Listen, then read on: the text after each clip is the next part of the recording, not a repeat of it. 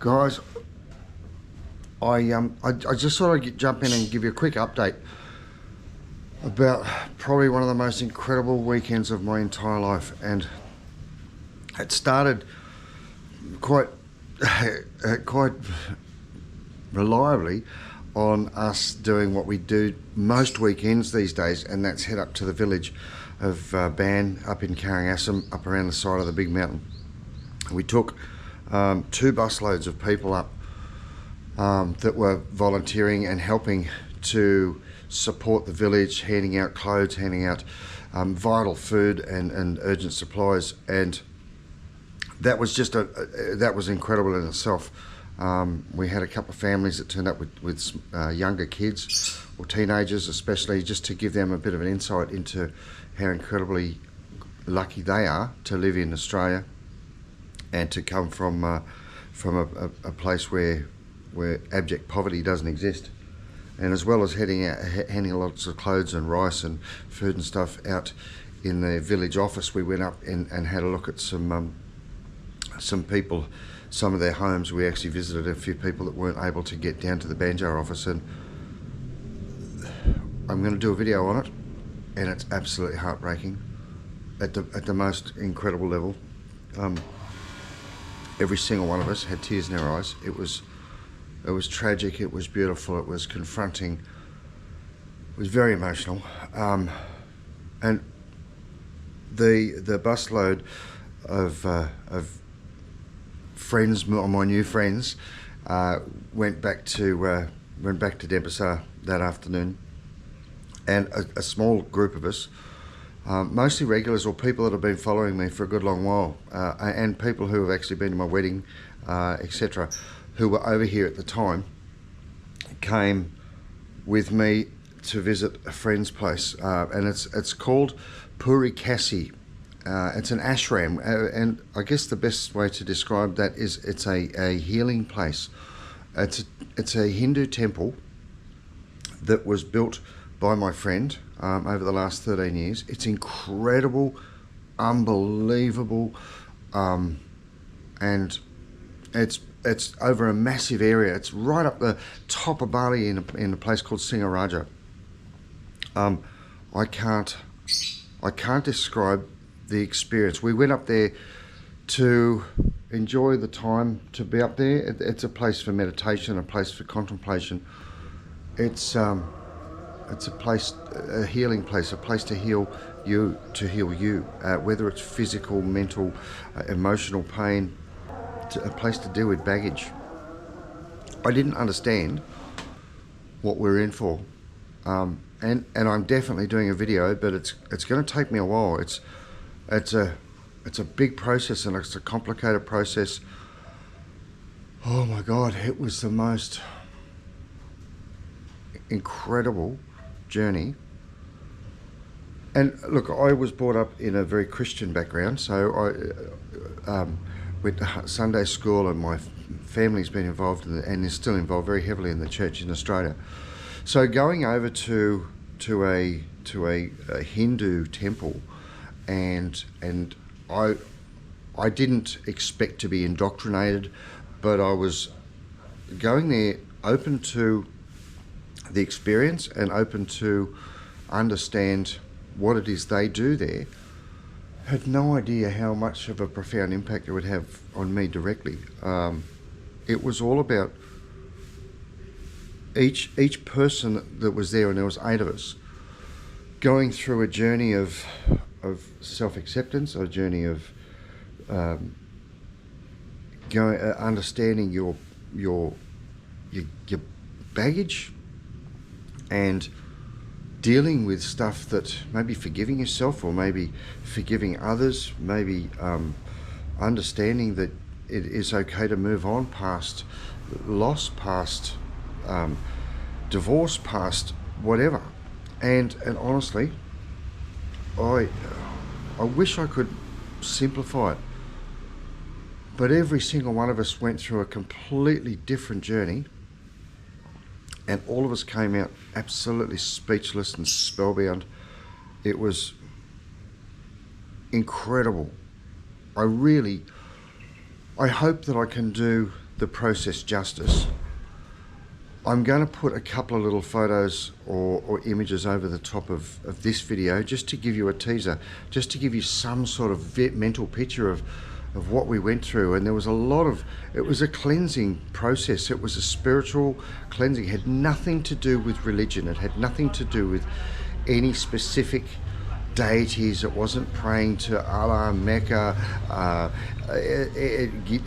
Ganesh, anything. It was about asking the universe to take your burdens, to take your pain, to take your anxiety, to take your fear, and releasing that energy into a fire. And there was a whole ritual that was including meditation and including just some personal soulful thought about what you don't want in your life and what's been holding you back and what's been hurting you, and releasing that and bringing in your ancestors wherever they are, and your past, and also looking towards your future, and then going through that whole process with fire to then go to this incredible giant big statue that had, I think, about 20 water spouts come out, and we got cleansed through a process of repetitive rituals by these healing waters, by these blessed waters. I've got to say one thing. It would seem from the video that none of Murray's subscribers are skinny buggers. I can say that because we all the guys stripped down. We're just wearing sarongs,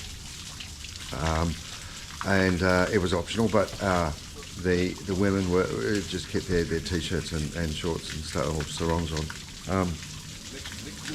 When we came through it, when we finished, we actually had to go through a tunnel, which was like, you've been cleansed. Now you've got to get reborn and come back through the birthing canal. And it was, look, it felt bizarre. It felt overwhelming. I need to do a full video on this, and I need some time to process it myself. If you want that type of experience, I can put you in touch with these people. It's not a commercial, pay your money and get a cleansing. These people have done it for their own village, for their own community. They run a school at this ashram. They help disadvantaged families. They've done it for themselves and for their own community. They've done it because they were called to do it. And in the last 13 years, Jero, my brother, and you've seen Jero riding motorbikes around Bali with me. He's built this thing with help, but himself. It was spiritual. It was incredible. The look on everyone's face, the smile, the deep internal peace that we all walked out with at the end of this 2 days. I'll never forget, never.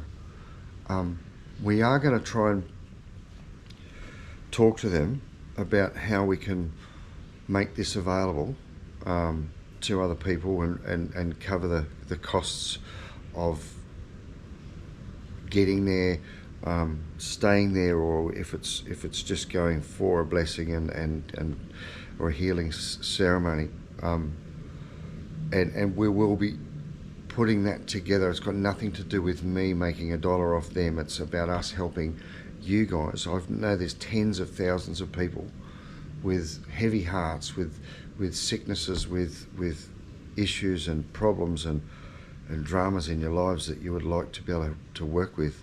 I watched big, strong, grown men openly weep and was proud to stand with them. So guys, this is just heads up. It's going to take me a bit of time. I want to actually go back and put the drone through there and give you an idea the extent and the level of detail. This place is absolutely mind-blowing. They do have some limited accommodation there, and they don't do this as a everyday business. It's a lifestyle for them. So at the moment they're doing blessings services maybe once or twice a month, and so to be invited to be able to participate in one was such an honour for us. We were all just walking away just spellbound, and wow, those people I went through that journey with are friends for life, no doubt at all. So I'm buzzing. I am tingling with happiness, with a little bit of peace.